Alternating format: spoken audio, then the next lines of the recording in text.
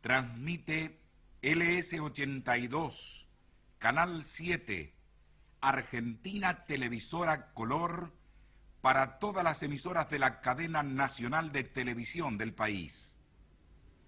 A continuación, se dará a conocer el documento final de la Junta Militar sobre la guerra contra la subversión y el terrorismo.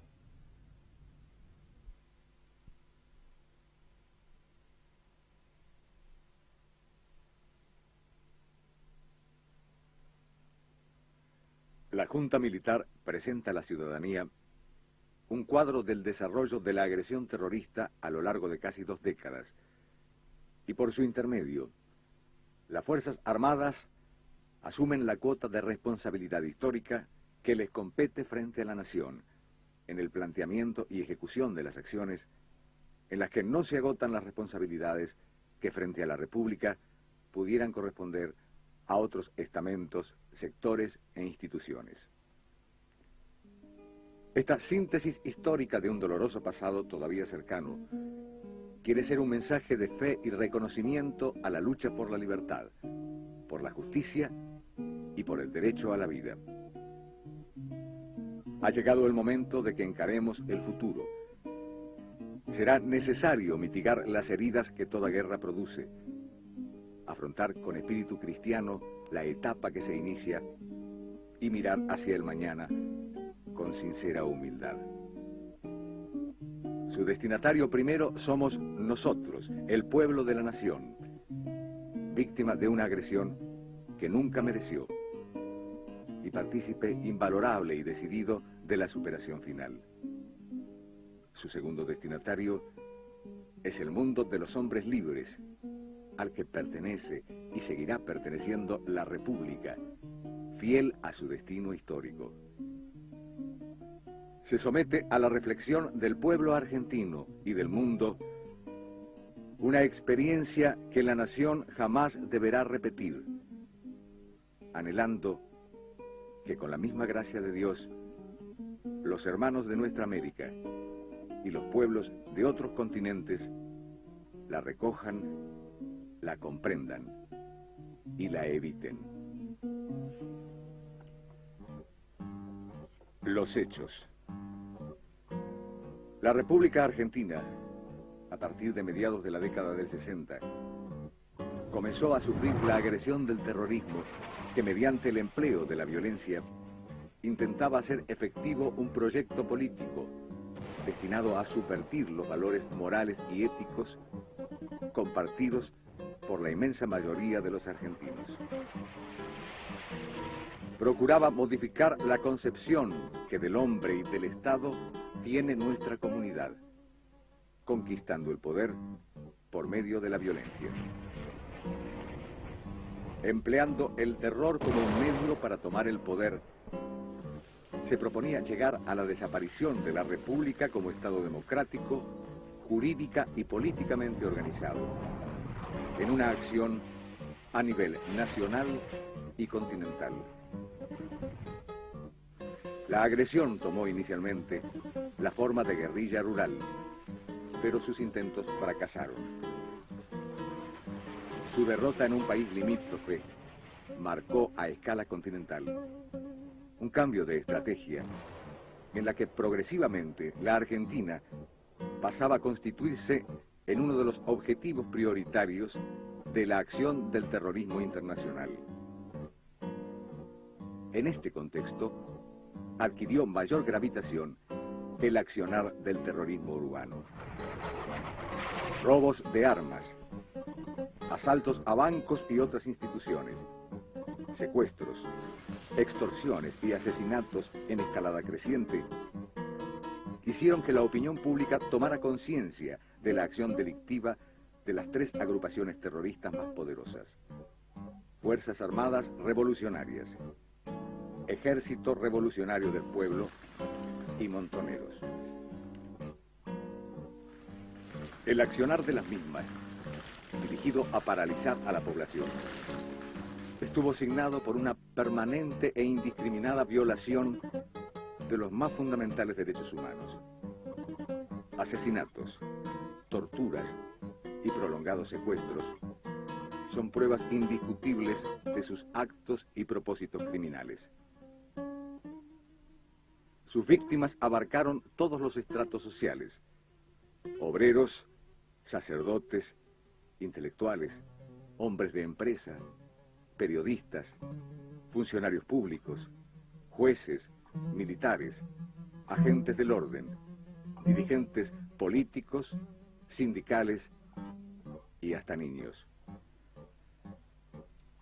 La escalada del terror fue acompañada por una captación ideológica que indujo a muchos a aceptar la violencia criminal como un modo de acción política. Las bandas terroristas continuaron su organización y llegaron en su apogeo a reclutar miles de personas a las que instruyeron en el manejo de las armas. La mayoría de ellas las poseían y utilizaban efectivamente, constituyendo de hecho un ejército clandestino, mercenario de la violencia. La infiltración en el aparato del Estado abrió el camino para que a partir del 25 de mayo de 1973, con la asunción del gobierno constitucional, los grupos terroristas abandonaran la clandestinidad y, sumados a los que obtuvieron su libertad, iniciaran el ataque al poder. Miembros activos y simpatizantes decididos de las organizaciones terroristas ocuparon posiciones relevantes en el Gabinete Nacional y en los gobiernos provinciales, en el Congreso Nacional, en las legislaturas provinciales y en el Poder Judicial. Ni las organizaciones religiosas ni las fuerzas legales estuvieron a cubierto de esta infiltración. La nación estaba en guerra. Una prueba de ello fueron los enfrentamientos entre grupos antagónicos registrados en la localidad de Ezeiza el 20 de junio de 1973, que generaron una verdadera masacre, con un saldo lamentable de muertos y heridos, cuya identidad y número total el gobierno de entonces nunca pudo llegar a determinar ni a esclarecer. Posteriormente, los elementos terroristas intentaron infructuosamente copar el Comando de Sanidad del Ejército el 6 de septiembre de 1973 y la guarnición militar de Azul, una de las más poderosas del país, el 19 de enero de 1974. En medio de ese generalizado clima de inseguridad y confusión, el acceso del general Perón a la primera magistratura, con el apoyo de una amplia mayoría del electorado, parecía perfilar en el horizonte político nacional una alternativa viable de paz y orden. Sin embargo, el terrorismo no redujo su accionar durante el gobierno constitucional. Por el contrario, la naturaleza criminosa de sus fines y sus métodos quedaron definitivamente en evidencia. Los funcionarios y los dirigentes que comprendieron la magnitud de este problema, aún con peligro de sus propias vidas, intentaron detener el copamiento terrorista del aparato del Estado y de las organizaciones intermedias. La dirigencia empresaria y gremial es claro ejemplo y doloroso testimonio del riesgo que afrontaron quienes se les opusieron. En los actos de Plaza de Mayo, celebratorios del Día del Trabajo en el año 1974, el presidente de la Nación denunció a los elementos montoneros como mercenarios e infiltrados y los repudió públicamente. A estos estúpidos que gritan han visto caer a sus dirigentes asesinados sin que haya todavía sonado el escarmiento. Las bandas terroristas continuaron perfeccionando sus estructuras. Montaron imprentas donde falsificaban documentos de identidad y fábricas donde clandestinamente elaboraban armas y explosivos, apoyados por un sólido respaldo financiero, producto de sus actos delictivos. Su insidioso accionar produjo la desviación de miles de jóvenes, muchos de ellos aún adolescentes, incorporados a bandas mediante cualquier técnica de captación o simplemente a través del miedo. Muchos murieron enfrentando a las fuerzas del orden. Otros se suicidaron para evitar su captura. Algunos desertaron, debiendo ocultarse de las autoridades y de sus propias bandas. Los denominados Códigos de Justicia Penal Revolucionarios sancionaron con la muerte a quienes pretendieron dejar las filas terroristas y liberarse del engaño en que habían caído. La seguridad y el orden no existían. A la etapa de los asesinatos selectivos siguió la fase del terrorismo indiscriminado, produciendo víctimas en todos los sectores de la sociedad argentina. A principios de 1975, como último recurso para preservar los valores en peligro, el gobierno constitucional impuso el estado de sitio en todo el país y ordenó el empleo de las Fuerzas Armadas para neutralizar y o aniquilar el foco terrorista que actuaba y se extendía desde la provincia de Tucumán. La responsabilidad de ese gobierno era insoslayable y el desafío inédito para las Fuerzas Armadas, ya que la doctrina orgánica, la estructura y el despliegue de estas respondían a previsiones de lucha clásica. Imperfecciones e imprecisiones en las etapas iniciales de una lucha no convencional fueron superadas gradualmente, aprovechando la experiencia adquirida en el desarrollo de las operaciones. Doblegadas en el monte tucumano, las bandas terroristas reforzaron y acentuaron su accionar en las grandes concentraciones urbanas. Las operaciones de sus elementos armados, por su magnitud, recursos y procedimientos, iban adquiriendo nivel similar al de las fuerzas regulares.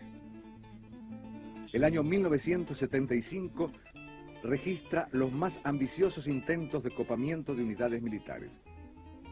El Batallón de Arsenales de San Lorenzo, el 19 de abril. El Regimiento de Monte 29 de Formosa, el 5 de octubre.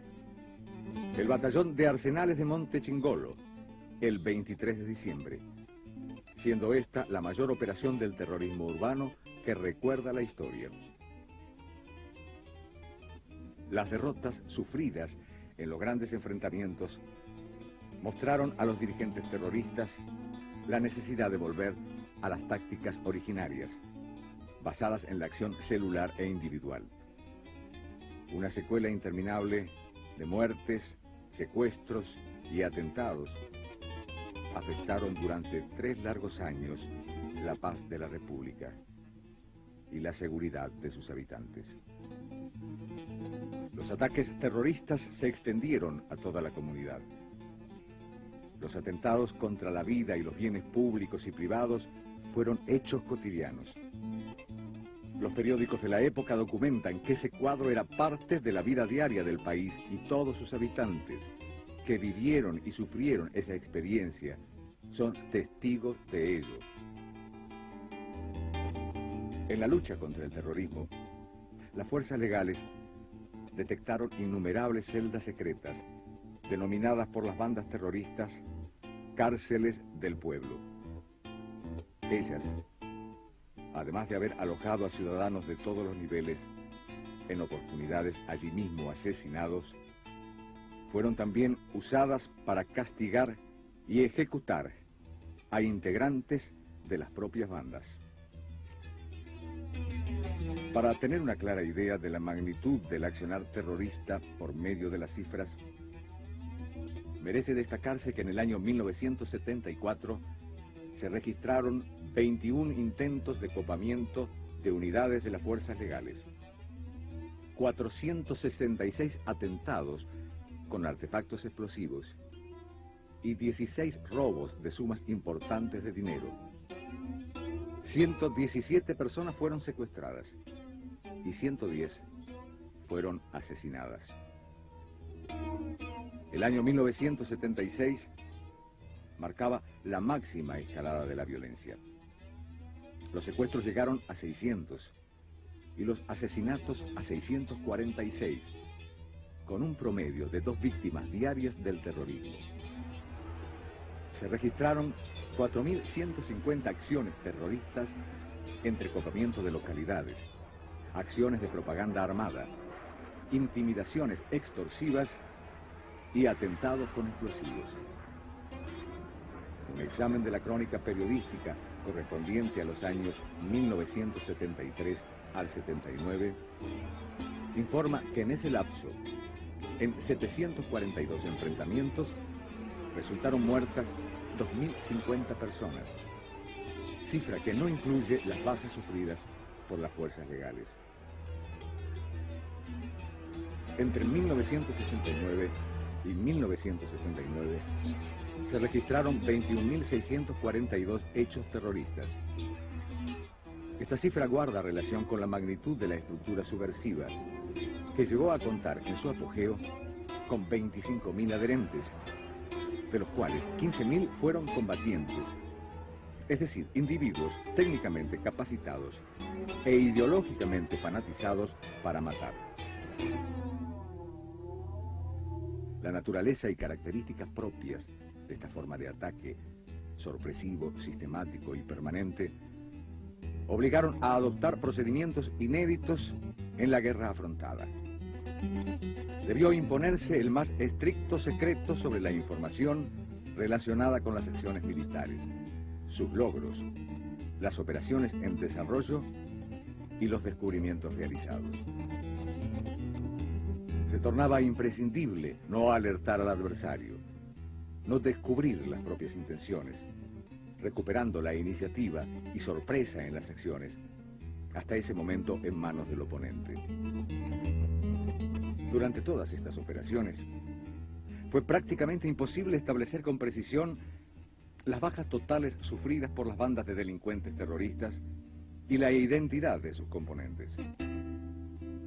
Incluso cuando sus cadáveres quedaron en el lugar de los episodios, dado que actuaban bajo nombres falsos y con apodos conocidos como nombres de guerra, y porque su estructura celular, modo de operar y compartimentación de sus acciones imposibilitaron disponer de un programa más completo de los acontecimientos.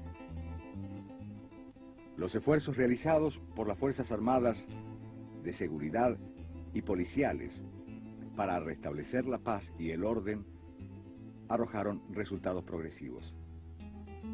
La agresión terrorista fue cediendo y la sociedad argentina comenzó a recuperar el espacio perdido en cuanto a paz y seguridad.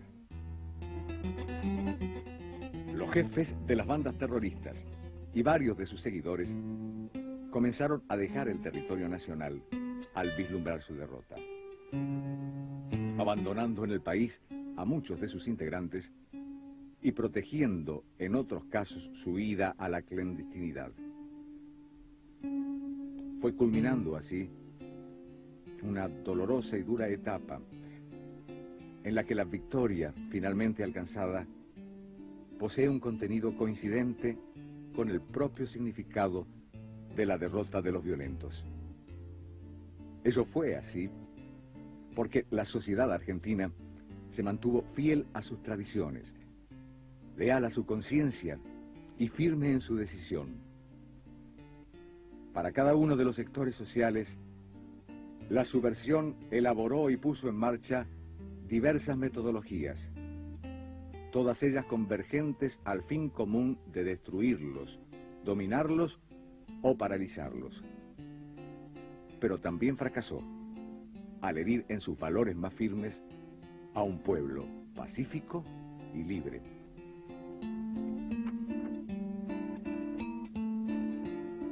Los principios y los procedimientos. La preservación y el mantenimiento efectivo del goce de los derechos y las garantías que la Constitución reconoce a todos los habitantes de la nación, es decir, la salvaguardia de los derechos humanos, constituye la finalidad sustancial de la seguridad de un Estado democrático, como lo es la República Argentina, por su tradición histórica, política y jurídica. Este concepto de seguridad incluye también el resguardo de la inviolabilidad de su territorio contra amenazas externas e internas y la consolidación de un funcionamiento eficiente de su gobierno en el marco de la ley. La Constitución Nacional reconoce la adopción de mecanismos que suspenden transitoriamente los derechos y garantías individuales cuando situaciones objetivas de peligro crean riesgos graves para el bien común y para la seguridad de la nación. Las condiciones de excepcionalidad que vivía el país durante el período de la agresión terrorista hicieron que los elementos esenciales del Estado fueran afectados en niveles que dificultaban su supervivencia. El ejercicio de los derechos humanos quedó a merced de la violencia selectiva o indiscriminada impuesta por el accionar terrorista, traducido en asesinatos, secuestros, juicios revolucionarios, salidas obligadas del país y contribuciones compulsivas. En extensas zonas del territorio, grupos subversivos actuaban desembosadamente con la mayor impunidad, mientras las fronteras nacionales eran traspuestas en ambos sentidos por terroristas argentinos y extranjeros, munidos de documentación falsa, o que eludían los puestos de control habilitados. La capacidad de actuar del gobierno se veía seriamente comprometida por la infiltración de la subversión y el vacío político causado por la muerte del presidente Perón. La sanción por parte del Congreso de la Nación de leyes que penalizaban en forma específica y con mayor gravedad las conductas subversivas y los actos terroristas, y la declaración del estado de sitio no fueron suficientes para conjurar la situación. En ese crucial momento histórico, las Fuerzas Armadas fueron convocadas por el gobierno constitucional para enfrentar a la subversión. Esta convocatoria se materializó en dos resoluciones.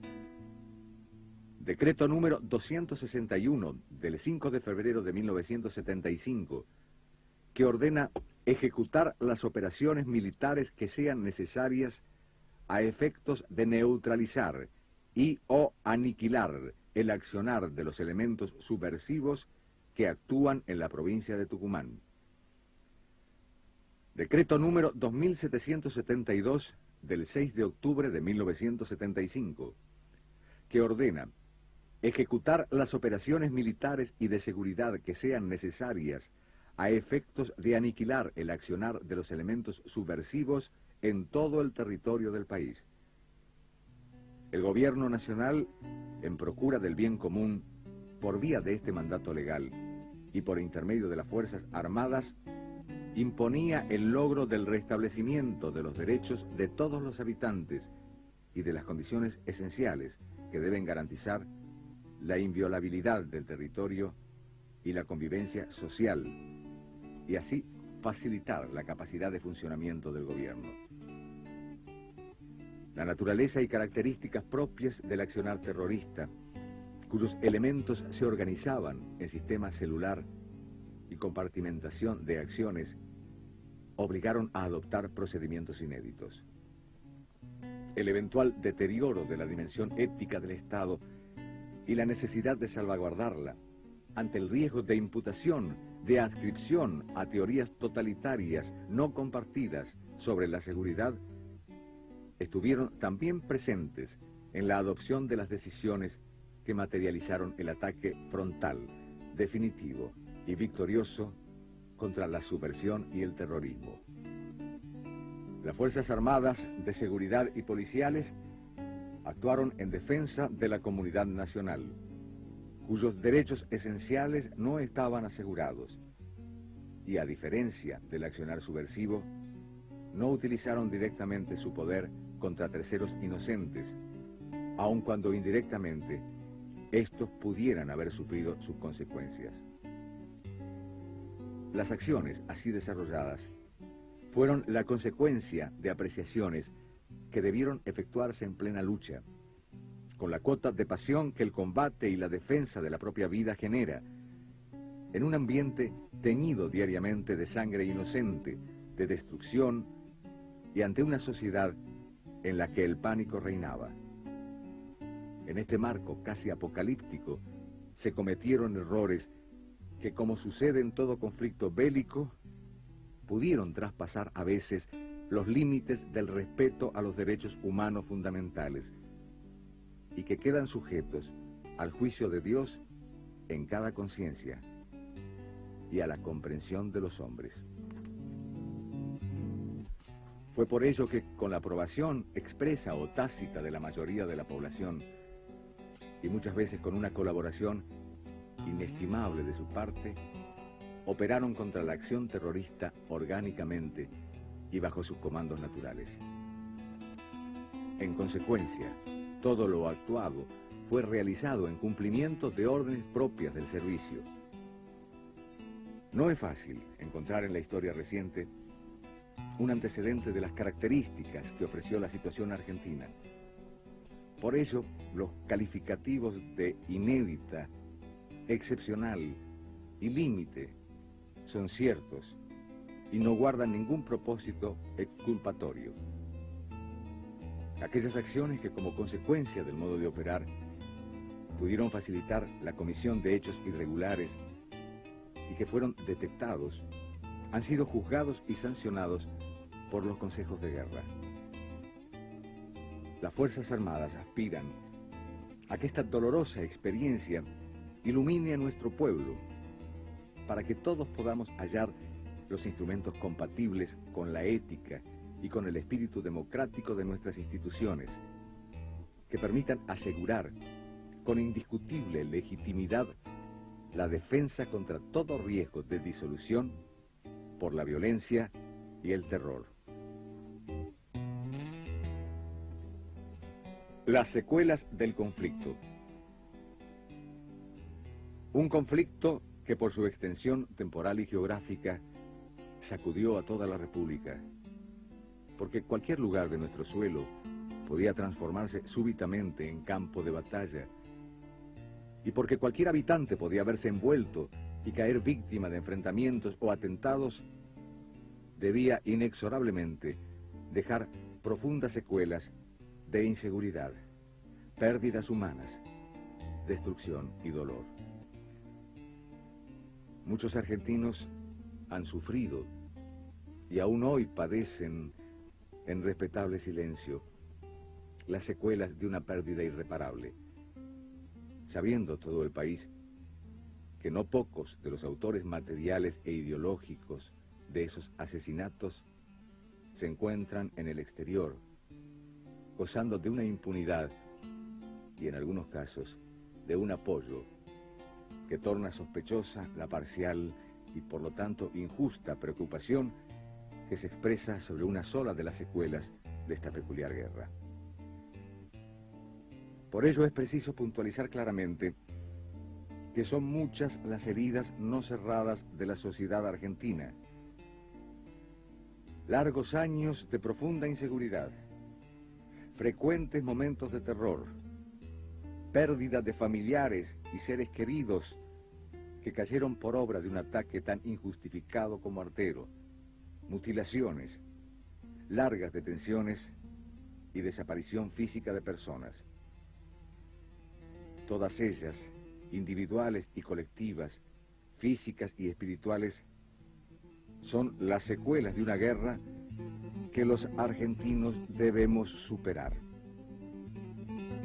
Ello solo será posible con humildad y sin espíritu de revancha, pero fundamentalmente sin parcializaciones que, por injustas, solo servirán para que emerja a la superficie el dolor de quienes, contribuyendo a la paz de la República, han soportado con estoica conducta las secuelas de una agresión que no provocaron ni merecieron.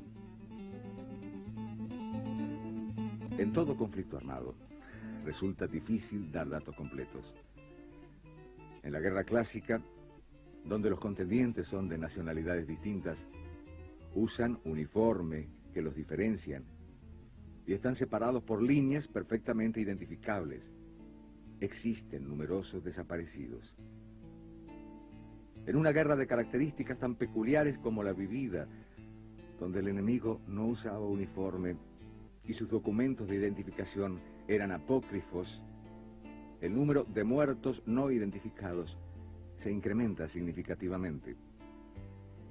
Las Fuerzas Armadas, fieles a la finalidad de restañar las heridas dejadas por la lucha y deseosas de aclarar las situaciones de duda que pudieran existir, ponen a disposición para consulta en el Ministerio del Interior la siguiente información. Nómina de los integrantes de las organizaciones terroristas actualmente condenados y bajo proceso por la Justicia Federal y por los consejos de guerra y detenidos a disposición del Poder Ejecutivo en virtud del artículo 23 de la Constitución Nacional. Pedidos de paradero, presuntos desaparecidos, registrados por el Ministerio del Interior desde el año 1974 hasta la fecha. Pedido de paraderos solucionados por vía judicial o administrativa. Bajas producidas por la acción terrorista. Es el tema de los desaparecidos el que con más fuerza golpea los sentimientos humanitarios legítimos, el que con mayor insidia se emplea para sorprender la buena fe de quienes no conocieron ni vivieron los hechos que nos llevaron a esa situación límite. En reiteradas oportunidades, el Gobierno Nacional expresó a las comisiones específicas de los organismos internacionales competentes la circunstancia de que en los listados presentados, entre nombres incompletos y referencias confusas, figuraban personas que nunca se encontraron en esa situación, detenidos sobre los cuales las autoridades habían dado la información respectiva y hasta personas fallecidas de muerte natural o simplemente inexistentes. La experiencia vivida permite afirmar que muchas de las desapariciones son una consecuencia de la manera de operar de los terroristas. Ellos cambian sus auténticos nombres y apellidos, se conocen entre sí por los que denominan nombres de guerra y disponen de abundante documentación personal fraguada. Las mismas están vinculadas con lo que se denomina como el pasaje a la clandestinidad. Quienes deciden incorporarse a organizaciones terroristas lo hacen en forma subrepticia, abandonando su medio familiar, laboral y social. Es el caso más típico. Los familiares denuncian una desaparición cuya causa no se explica, o conociendo la causa, no la quieren explicar. Así, algunos desaparecidos, cuya ausencia se había denunciado, aparecieron luego ejecutando acciones terroristas. En otros casos, los terroristas abandonaron clandestinamente el país y viven en el exterior con identidad falsa. Otros, después de exiliarse, regresaron al país con identidad fraguada. Y existen también terroristas prófugos, aún en la República o en el extranjero. Hay casos de desertores de las distintas organizaciones que viven hoy con identidad falsa para proteger su propia vida, en el país o en el exterior. Muchos de los caídos en enfrentamientos con las fuerzas legales no tenían ningún tipo de documento o poseían documentación falsa, y en muchos casos con las impresiones digitales borradas. Ante la inminencia de la captura, otros terroristas se suicidaron, normalmente mediante la ingestión de pastillas de cianuro. En estos casos, los cadáveres no fueron reclamados, y ante la imposibilidad de identificarlos, fueron sepultados legalmente como NN. Siempre que les fue posible, los terroristas retiraron los cuerpos de sus muertos del lugar de un enfrentamiento. Los cadáveres, lo mismo que los heridos que fallecieron como consecuencia de la acción, fueron destruidos o enterrados clandestinamente por ellos. La lucha por la hegemonía del terror determinó asesinatos y secuestros entre organizaciones de distinto signo. El terrorismo, amparándose en un pseudo código revolucionario, hizo parodias de juicios y asesinó a aquellos de sus integrantes que defeccionaron o fracasaron en las misiones impuestas. Estos fueron sepultados con identidad falsa o en lugares y circunstancias desconocidos. Las fuerzas legales, durante el desarrollo de la lucha, infiltraron hombres en las organizaciones terroristas.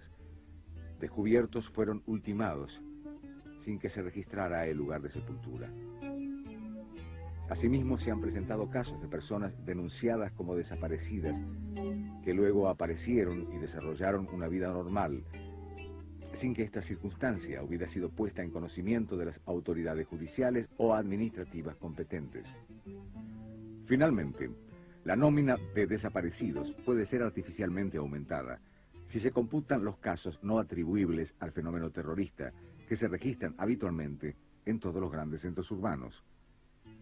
Cabe destacar que los supuestos en que se denuncia la comisión de un secuestro son materia de investigación judicial. Gran número de causas por presuntos delitos de privación ilegítima de la libertad han sido iniciadas de oficio por los jueces competentes. La posibilidad de que personas consideradas desaparecidas pudieran encontrarse sepultadas como no identificadas ha sido siempre una de las principales hipótesis aceptadas por el gobierno. Coincidió con ese criterio el informe elaborado por la Comisión Interamericana de Derechos Humanos que visitó el país en 1979, al expresar que en distintos cementerios se podía verificar la inhumación de personas no identificadas que habían fallecido en forma violenta, en su mayoría en enfrentamientos con fuerzas legales. Se habla asimismo de personas desaparecidas que se encontrarían detenidas por el gobierno argentino en los más ignotos lugares del país. Todo esto no es sino una falsedad utilizada con fines políticos. Ni hay en los establecimientos carcelarios personas detenidas clandestinamente.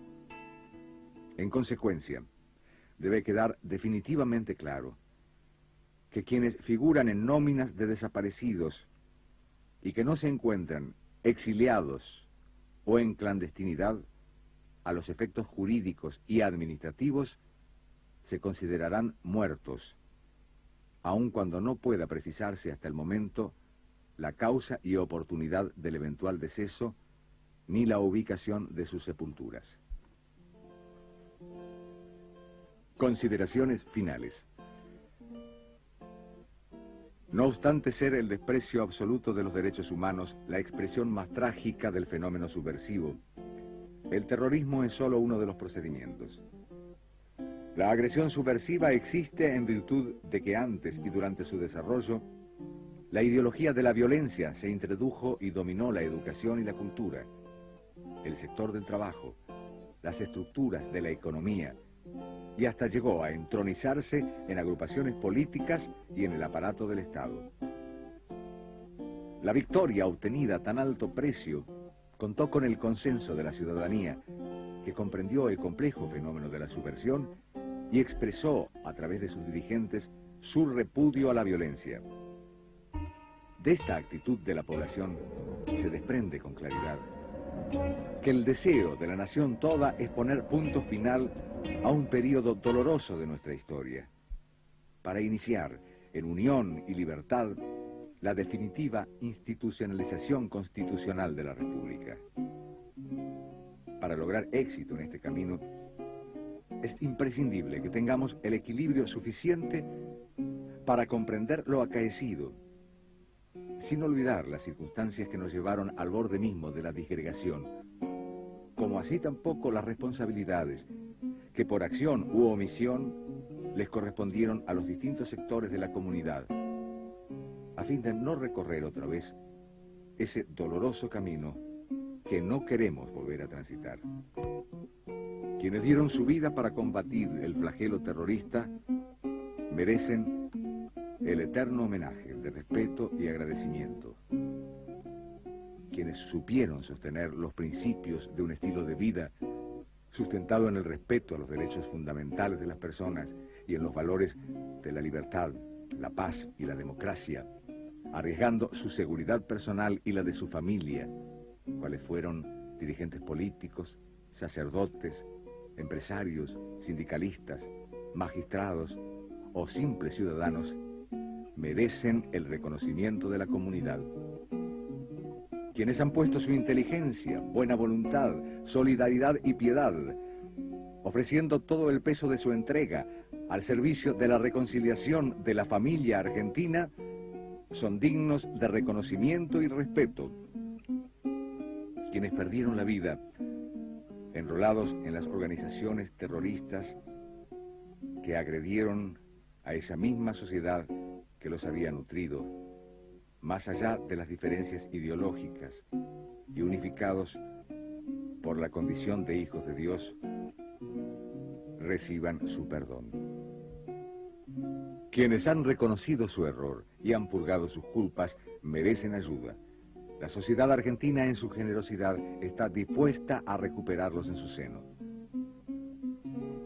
La reconciliación es el comienzo difícil de una era de madurez y de responsabilidad asumidas con realismo por todos. Las cicatrices son memoria dolorosa, pero también cimiento de una democracia fuerte, de un pueblo unido y libre. Un pueblo que aprendió que la subversión y el terrorismo son la muerte inexorable de la libertad. Las Fuerzas Armadas entregan a sus conciudadanos esta información para que juzguen en comunidad esta luctuosa etapa de nuestra historia, que como tal es un problema que toca a todos los argentinos y que todos los argentinos debemos resolver en común si queremos asegurar la supervivencia de la República.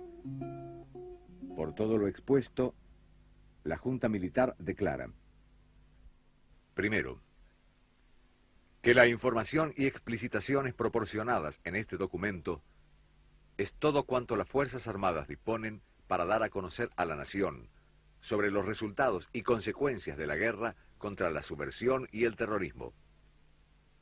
Segundo, que en este marco de referencia no deseado por las Fuerzas Armadas y al que fueron impelidas para defender el sistema de vida nacional, únicamente el juicio histórico podrá determinar con exactitud a quién corresponde la responsabilidad directa de métodos injustos o muertes inocentes. Tercero, que el accionar de los integrantes de las Fuerzas Armadas en las operaciones realizadas con la guerra librada constituyeron actos de servicio. Cuarto, que las Fuerzas Armadas actuaron y lo harán toda vez que sea necesario en cumplimiento de un mandato emergente del Gobierno Nacional, aprovechando toda la experiencia recogida en esta circunstancia dolorosa de la vida nacional. Quinto, que las Fuerzas Armadas someten ante el pueblo y el juicio de la historia estas decisiones, que traducen una actitud que tuvo por meta defender el bien común, identificado en esa instancia con la supervivencia de la comunidad, y cuyo contenido asumen con el dolor auténtico de cristianos que reconocen los errores que pudieron haberse cometido en cumplimiento de la misión asignada. Ha transmitido LS82, Canal 7, Argentina Televisora Color, para todas las emisoras que integran la cadena nacional de televisión del país, las que a partir de este momento continuarán la difusión de sus respectivos programas.